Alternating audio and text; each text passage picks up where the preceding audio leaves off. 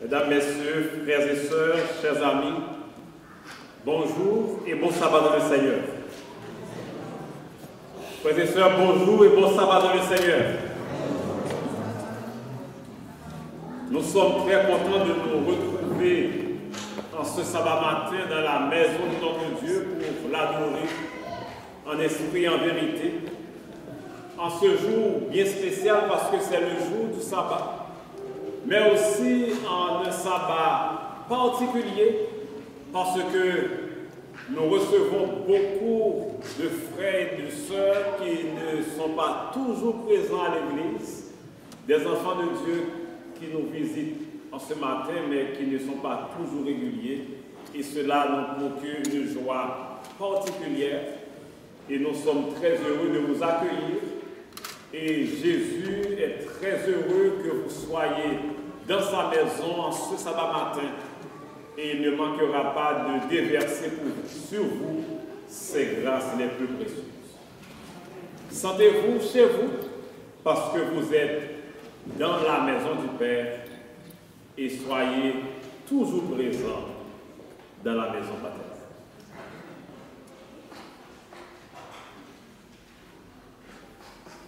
On raconte l'histoire d'un pasteur qui exerçait avec beaucoup de passion son ministère à Johannesburg, en Afrique du Sud.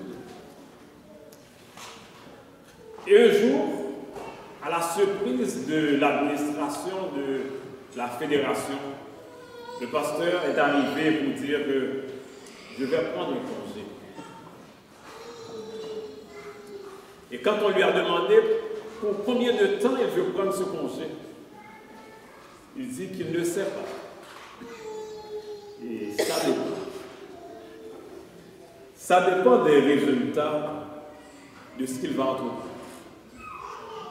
En effet, son fils aîné avait laissé la maison il y a des années et il est parti, il n'a jamais eu de ses nouvelles jusqu'au jour où il a appris que son fils se retrouvait en Angleterre, dans une certaine ville, et il a décidé de prendre congé pour partir à la recherche de son fils.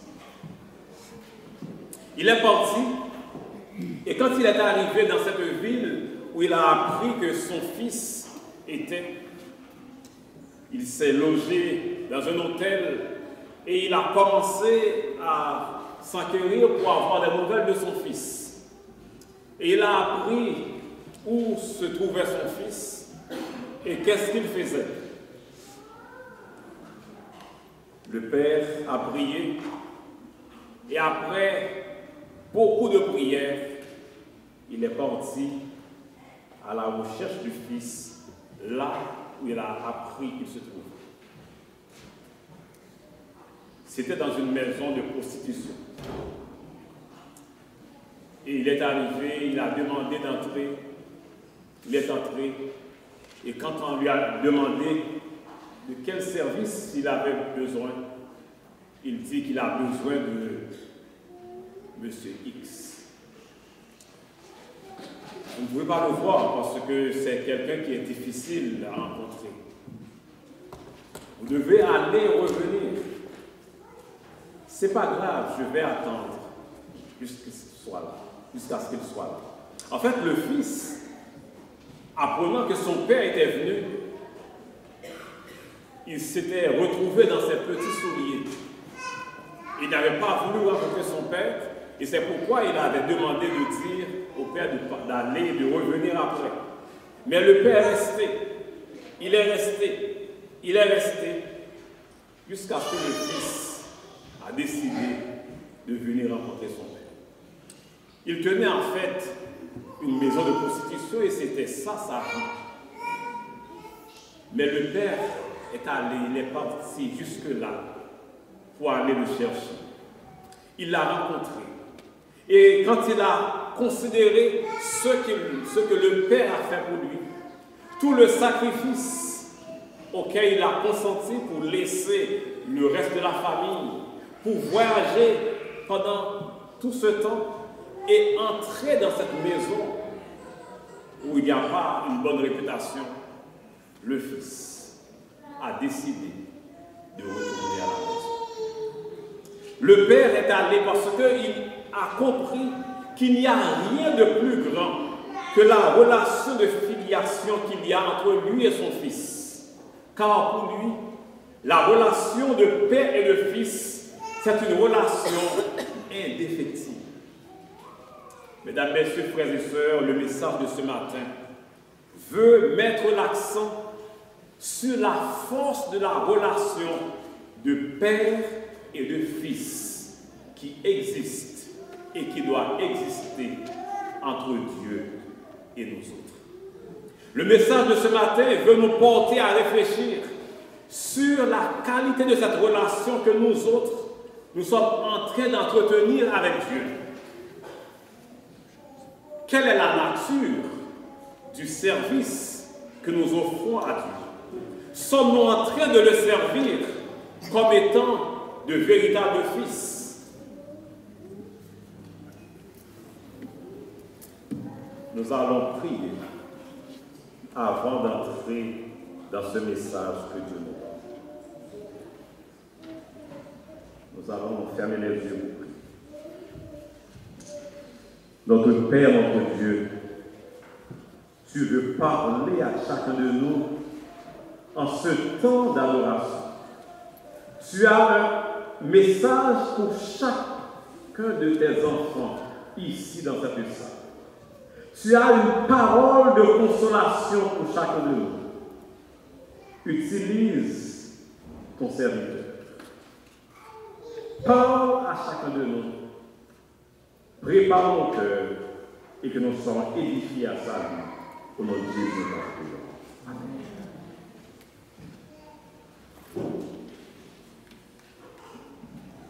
Jésus a raconté une parabole que nous retrouvons dans Luc chapitre 15. Luc chapitre 15, les versets 11 à 32. C'est la parabole qui est connue sous le nom de la parabole du Fils prodigue. Un père avait deux fils. Le plus jeune dit à son père, « Mon père, donne-moi la part de bien qui doit me revenir. » Il paraît que tout allait bien dans cette famille. Il paraît qu'il n'y avait pas de problème. Jusqu'au jour où ce fils décide de faire une demande à son père.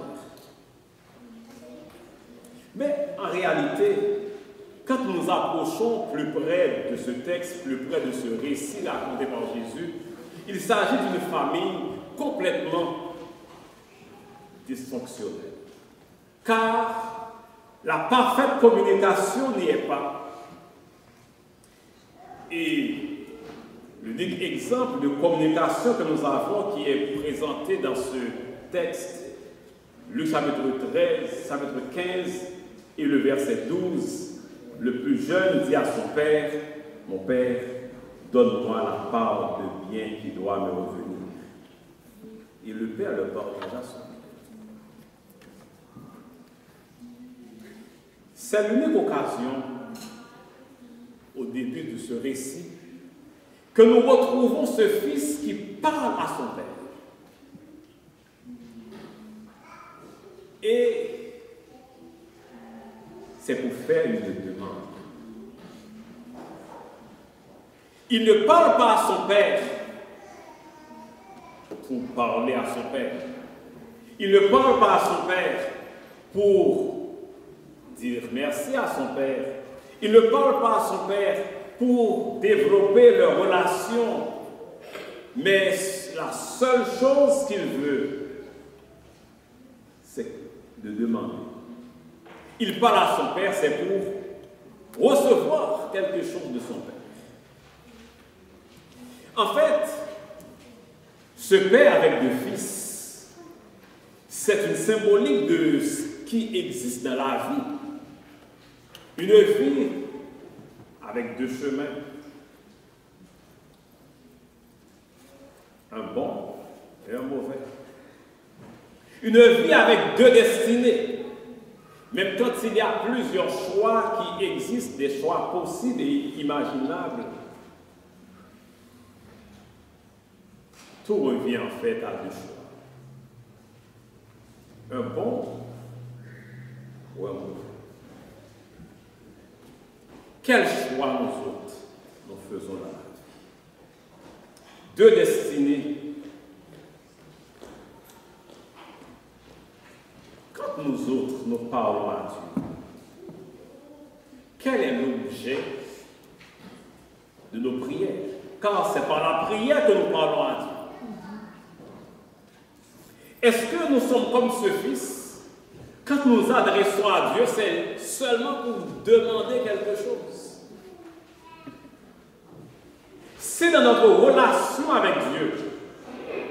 Nous ne faisons que demander à Dieu. Nous avons une relation vraiment dysfonctionnelle avec Dieu. Ça ne marche pas. Nous ne pouvons pas être en train de demander à Dieu à chaque fois que nous nous adressons à lui.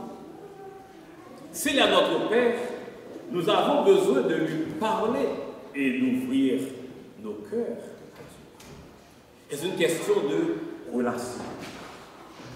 Mais pire, ce fils s'approche de son père pour demander quoi? La Bible nous dit, il demande la part de bien qui doit lui revenir. Qu'est-ce que cela dit? Il demande à son père quoi? Son héritage.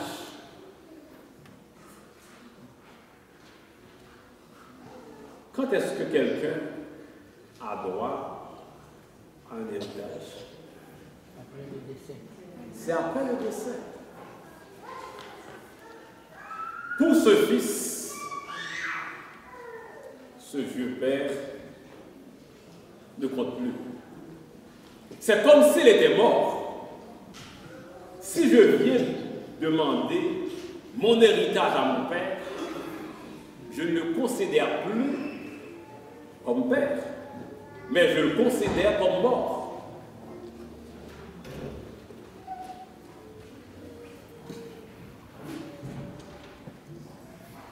L'être humain, l'homme d'aujourd'hui, nous autres chrétiens, quel regard avons-nous? Quel regard portons-nous sur Dieu?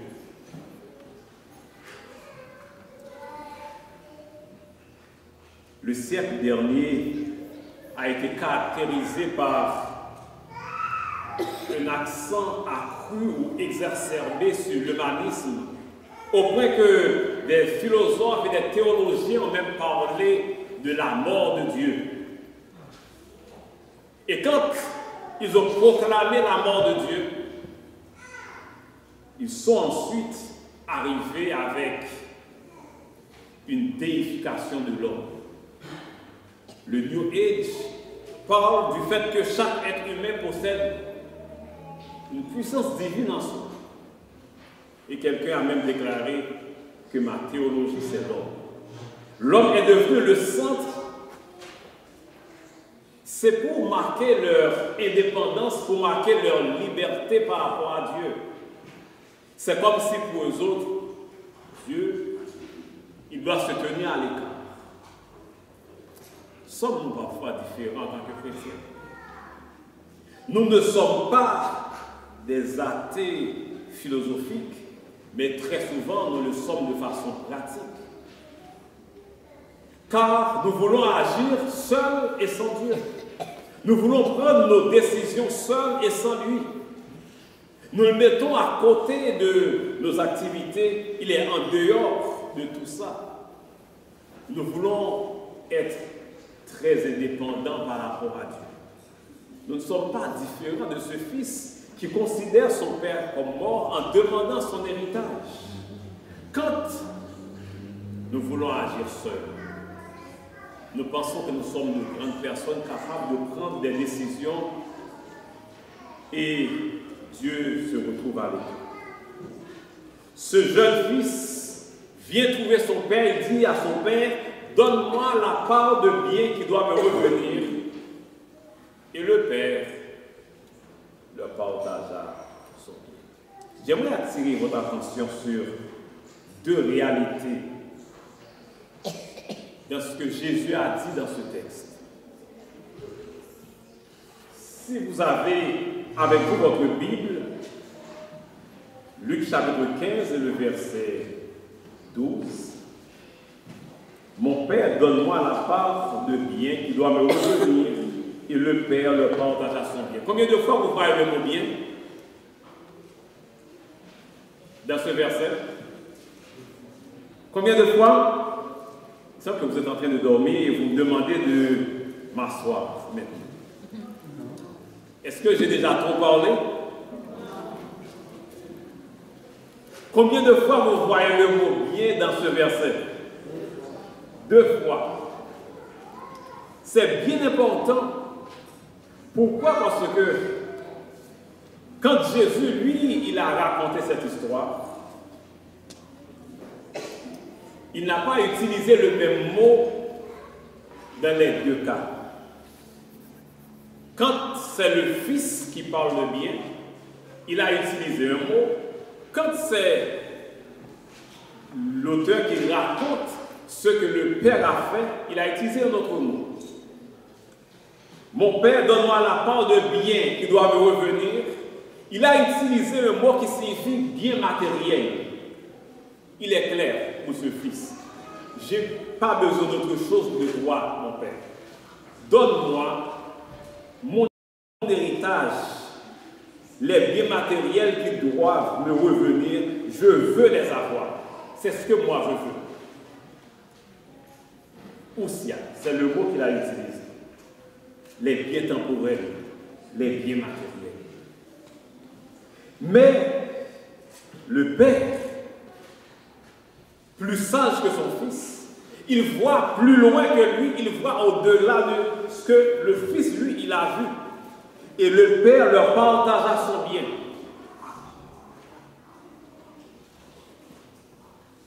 Il a utilisé non pas Ousia, mais il a utilisé Bios. Le Père leur partagea sa vie. Il leur a donné beaucoup plus que ce qu'ils ont demandé. N'est-ce pas très souvent ce qui arrive aussi pour nous autres? Dans nos prières, nous demandons certaines choses à Dieu, mais dans la réponse qu'il nous donne, ce n'est pas toujours la même réponse par rapport à ce que nous avons demandé. Et Dieu, lui, il nous donne au-delà de ce que nous demandons très souvent. Il nous donne beaucoup plus.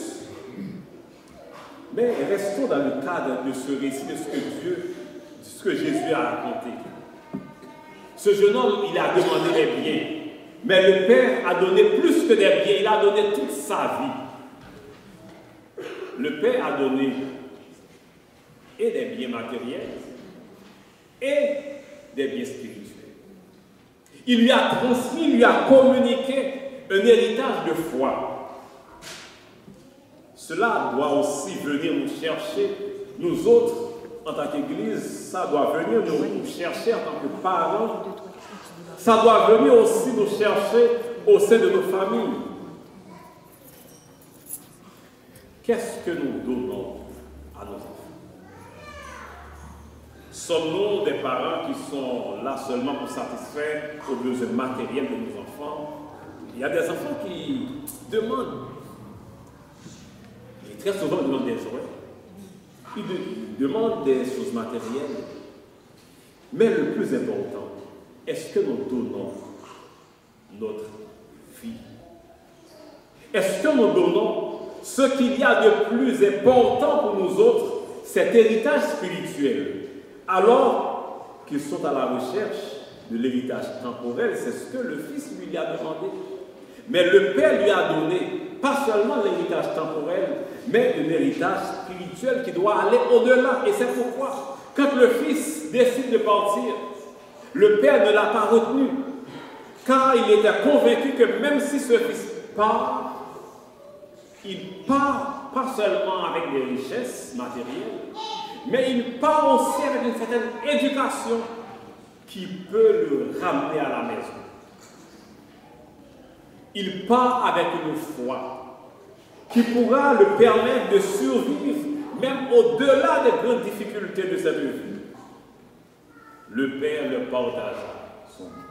Je ne sais pas si vous avez prêté attention à cela. Qui est-ce qui avait demandé des biens? Les deux fils ont demandé? Seulement le plus jeune. Mais à qui est-ce que le Père va donner? À qui est-ce qu'il a donné? Il a donné aux deux. Le Père leur partagea son bien. Et suivant les règles régissant le droit d'aînesse en Israël, le plus vieux devait recevoir 2 tiers et le plus jeune 1 tiers. Le plus vieux a reçu beaucoup plus parce qu'il était plus vieux. C'est le droit d'aînesse. Et le plus jeune, il a reçu 1 tiers des biens. Imaginez ce qui s'est passé. Le Père a donné à son Fils. Ce n'était pas ici au Canada, ce n'était pas au XXIe siècle où il pouvait faire un transfert électronique direct au compte de son Fils pour qu'il puisse recevoir cet argent. Nous sommes en Palestine. C'est une société axée sur l'agriculture et l'élevage. Ce qu'il devait recevoir, c'était des terres, c'était des jardins, c'était des animaux. C'est ce qu'il a reçu, des maisons. Et pour partir, qu'est-ce qu'il devait faire? Il devait les vendre. Imaginez toute la honte pour cette famille, parce qu'on devait tout mettre en vente. Imaginez cette grande vente de garage qui se fait dans ce quartier, dans cette maison, parce que le Fils va partir. Il attire la honte pour toute sa famille. Et il a son argent en poche et il part. Il a ses valises remplies et il part. Le texte nous dit que, au verset 13, il partit pour un pays éloigné où il dissipa son bien en vivant dans la débauche. Il partit pour un pays éloigné. Le récit n'a pas précisé où se trouve ce pays, si ce pays se trouvait dans le Nouveau Monde, ou en Europe, ou ailleurs. Mais ce que nous savons, c'est que ce pays, ce n'est pas Israël. Car le type de vie qui est mené là-dedans, la culture qui existe, ce n'est pas Israël. C'est un autre pays. Mais l'auteur le qualifie de pays éloigné. Et le terme utilisé, c'est à désigner pas seulement un pays éloigné sur le plan géographique, mais l'éloignement, la distance par rapport au type de vie qui est mené. La distance par rapport à la conception, la distance par rapport aux habitudes, la distance par rapport au style de vie qui est mené. Il part pour un pays éloigné. Ce fils, il est parti. Beaucoup sont partis de la maison paternelle, de la maison du Père. Ils sont partis de l'église. Ils s'en vont bien loin. On ne les voit pas. On n'a plus de leurs nouvelles.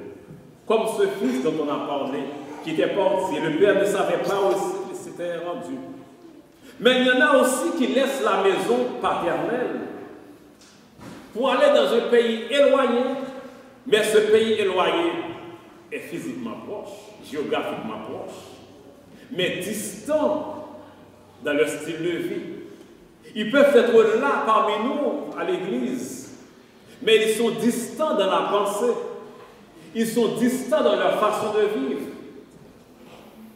Et quoique à l'église, ils laissent la maison paternelle. Ce fils, il est parti. Cela signifie que nous pouvons être là et nous sommes loin de la maison du Père. Quelle est notre relation avec notre Dieu?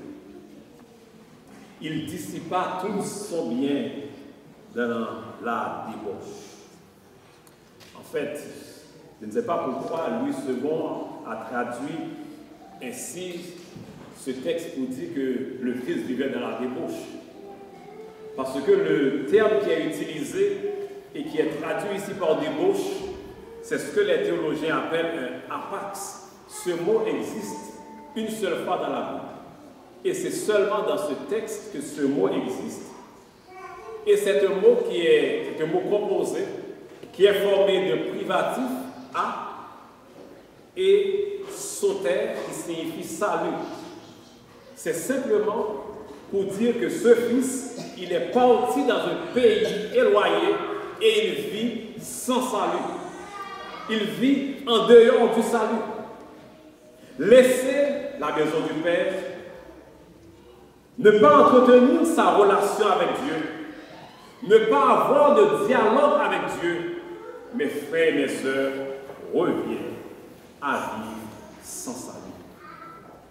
Si je ne développe pas cette relation avec Dieu, si je n'ai pas un moment où je parle à Dieu, on parle à Dieu par la prière, on parle à Dieu à travers le culte que l'on a, on parle à Dieu à travers la méditation de sa parole, la Bible et les prophéties. Si je n'ai pas cette relation avec Dieu, cela signifie que je suis sans salut. Je suis en dehors du salut que Dieu lui donne, que Dieu lui offre. Que je sois éloigné physiquement, que je sois éloigné géographiquement, que je sois distant de la pensée, distant de ma façon d'être, de ma façon de vivre. Toute absence de communication avec Dieu équivaut à une absence de salut. Ce fils est dans une situation de perdition. Et vous connaissez toute l'histoire, tout ce qu'il a vécu, tout ce qu'il a connu comme déception dans sa vie. Et j'insiste sur une seule partie de cette expérience qu'il a eue. À un certain moment, il se sent tellement déçu de la vie. La Bible nous dit que, étant rentré en lui-même, ce fils dit, je me lèverai, verset 18, je me lèverai et j'irai vers mon Père et je me dirai, mon Père, j'ai péché contre le ciel et contre toi. Et la question que je me pose, quel a été le péché de ce fils? Vous savez que parfois, assez souvent, et même très souvent, quand nous abandonnons la maison paternelle, nous nous disons que moi, je ne viens pas à l'église, mais je garde la foi, je n'ai rien fait de mal.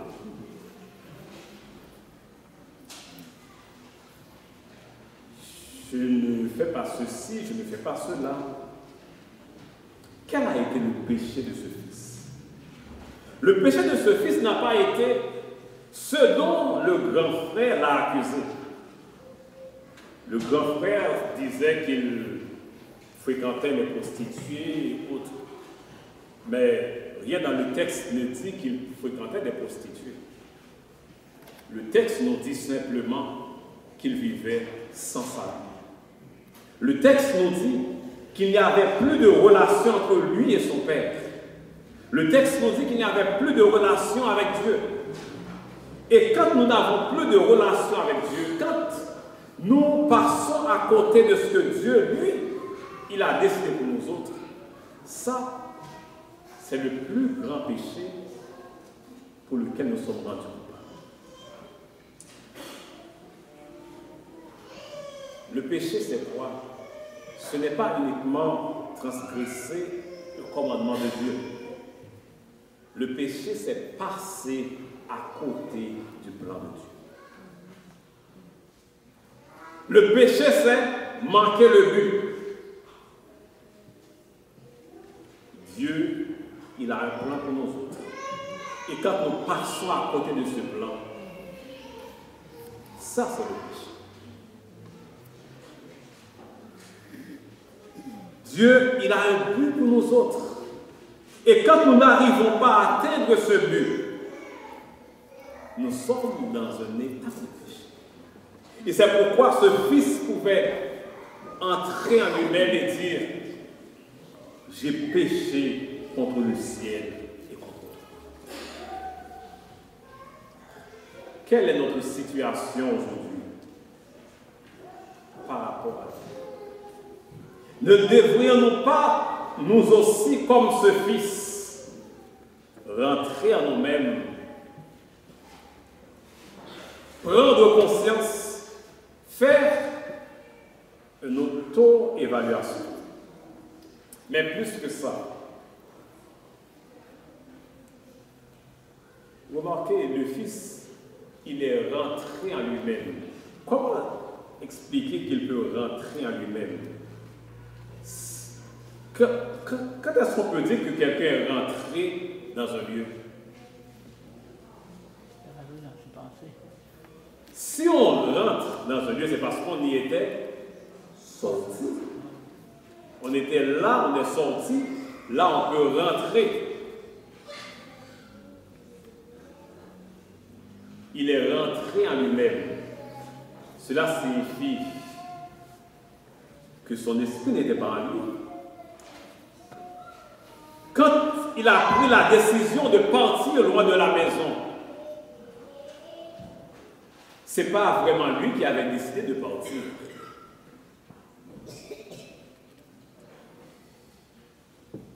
Il y a un esprit malin, un esprit mauvais qui l'a porté à partir.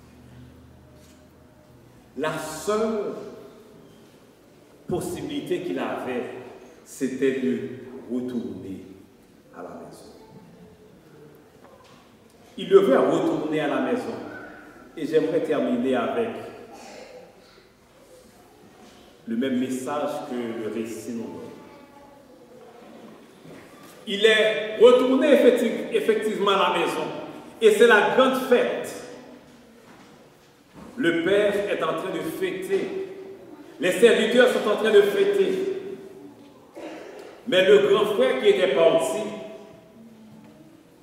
il est rentré des chambres. Et il entend de la musique, il entend l'atmosphère de fête. Il s'est renseigné auprès d'un serviteur. Qu'est-ce qui se passe dans la maison? Il y a une fête. Ton frère qui était mort, ton frère qui était parti, il est retourné et ton père est en train de le célébrer. Le texte nous dit que le père, il est sorti pour rencontrer ce fils. Il est sorti et il a insisté auprès de lui. À partir du verset 25, nous trouvons le récit qui parle, cette partie du récit qui parle du grand frère. Son père sortit et le pria d'entrer. Mais il répondit à son père, voici, il y a tant d'années que je te sers sans avoir jamais transgressé tes ordres. Et jamais tu ne m'as donné un chevreau pour que je me réjouisse avec mes amis. le Père le pria d'entrer.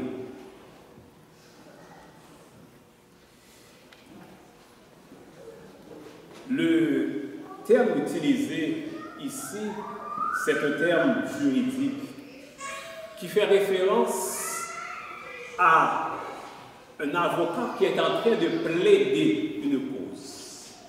Le Père, il est en train de plaider auprès de son Fils pour que son Fils puisse entrer.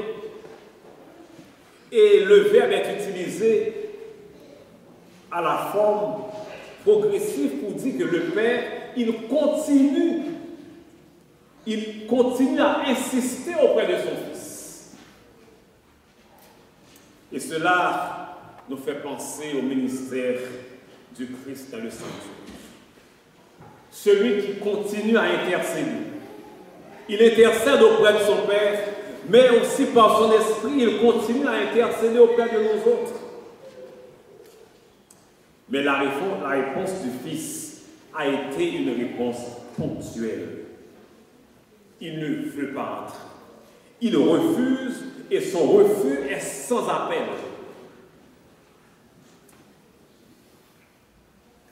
Et Jésus ne conclut pas la parabole parce que le temps de grâce est encore là.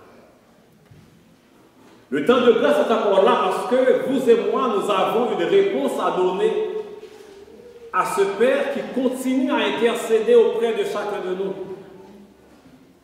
Quelle est la réponse que nous allons donner à ce Père? Ce Fils disait à son Père, « Il y a tant d'années que je te sers et tu ne m'as jamais transgressé tes ordres et tu ne m'as jamais donné un cheveu. » Est-ce vrai ce qu'il a dit? Tout au début, le Père avait partagé son bien aux deux. Et lui, il a reçu 2 fois plus que le plus jeune. Mais maintenant, il dit à son Père, tu ne m'as jamais rien donné. Ce fils qui vit dans la maison ne connaissait pas son Père. Il ne le connaissait pas à un point tel qu'il dit à son Père, « Il y a tant d'années que je te sers et tu ne m'as jamais rien donné. » Le terme utilisé pour traduire le mot « servir » ici, c'est le verbe « doulos ». Pour dire, il y a tellement d'années que je te sers comme esclave. Je te sers comme esclave. C'est pourquoi je veux recevoir quelque chose de toi. Comment sommes-nous en train de servir Dieu, nous autres? Sommes-nous en train de le servir comme esclave ou sommes-nous en train de le servir comme un fils?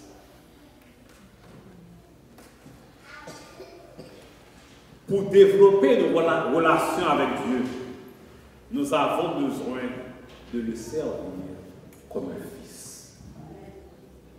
Quand nous le servons comme un fils, nous ne le servons pas par peur. Nous n'obéissons pas à Dieu pour recevoir quelque chose de lui. Nous ne le servons pas avec un intérêt, mais de façon désintéressée. Nous servons Dieu parce que nous l'aimons. Or, ce matin, mes frères et mes sœurs, nous avons besoin de réfléchir sur le type de relation que nous développons avec Dieu. Sommes-nous en train de le servir comme un fils? Sommes-nous en train de le servir comme un père? Ou sommes-nous, quoique à l'église, dans un pays éloigné? Peu importe la situation dans laquelle nous sommes, nous pouvons dire, comme le plus jeune, je me lèverai. Je veux reconnaître que je suis tombé ou que j'étais tombé. J'irai vers moi. Ou je reconnais dans quelle situation je suis. Il n'y a pas de relation entre moi et mon Père. Il n'y a pas de communication entre moi et mon Dieu. Mais je le reconnais aujourd'hui. Et je veux dire, Seigneur, je veux me mettre à ton service. Je veux avoir un nouveau départ dans ma relation avec toi. Et tandis que Jésus est en train encore d'intercéder dans le sanctuaire céleste, ce nouveau départ, il est possible. Et tandis que nous allons chanter au numéro 224, tel que je suis, sans rien à moi, sinon ton sang versé pour moi. Et ta voix qui m'appelle à toi, agneau de Dieu. Mes frères et mes sœurs, cet appel que Dieu nous adresse peut venir de ce que nous entendons à travers ce que l'Esprit de Dieu nous dit dans son message. Cet appel que Dieu nous donne peut aussi venir à travers des circonstances, des difficultés de cette vie, que Dieu peut nous parler à travers ces difficultés. Peu importe le moyen par lequel Dieu nous parle, l'important pour nous autres, c'est de répondre à son appel. Peu importe là où nous sommes arrivés, la profondeur de l'abîme où nous sommes tombés, ça importe peu. Peu importe aussi le nombre d'années que nous sommes passés éloignés, distants de la maison du Père, ça importe peu. Ce qui importe, c'est la décision que nous pouvons prendre aujourd'hui pour dire Seigneur, je veux venir à toi. Et tandis que le chant sera exécuté,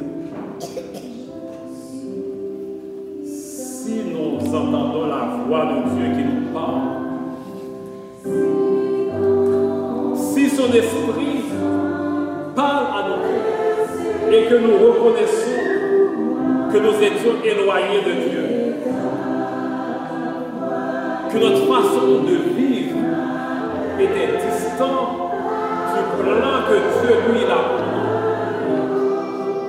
ou que nous étions éloignés de ses commandements, nous pouvons nous lever comme si on dit à Dieu, je reviens à toi. Et tous ceux-là qui veulent prendre cet engagement avec Dieu, nous voulons les inviter à se mettre debout. Dire, Seigneur, je viens à toi.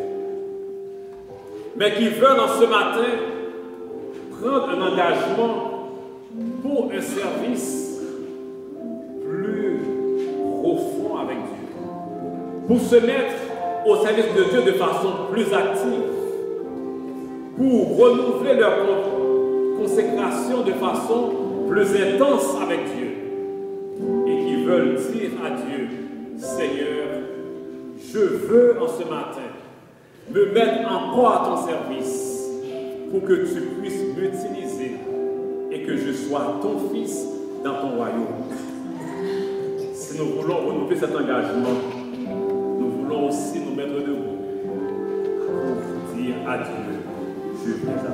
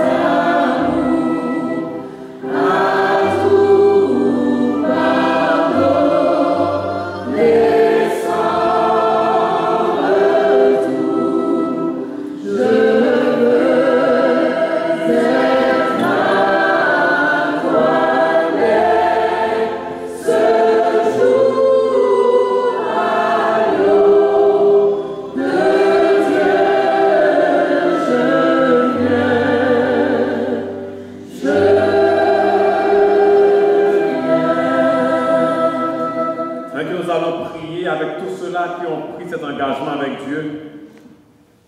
Peut-être aussi, en ce matin, il y a quelqu'un qui n'a pas encore rencontré Jésus dans sa vie et qui veut, en ce matin, prendre la décision de donner sa vie à Dieu. Quelqu'un qui n'a jamais expérimenté la relation avec Dieu, qui n'a pas encore goûté la douceur de cet amour de Dieu et qui veut en ce matin prendre cet engagement. Cette personne peut aussi lever la main autant que nous allons nous mettre à genoux, parler en son cœur, qui prend cet engagement de servir Dieu.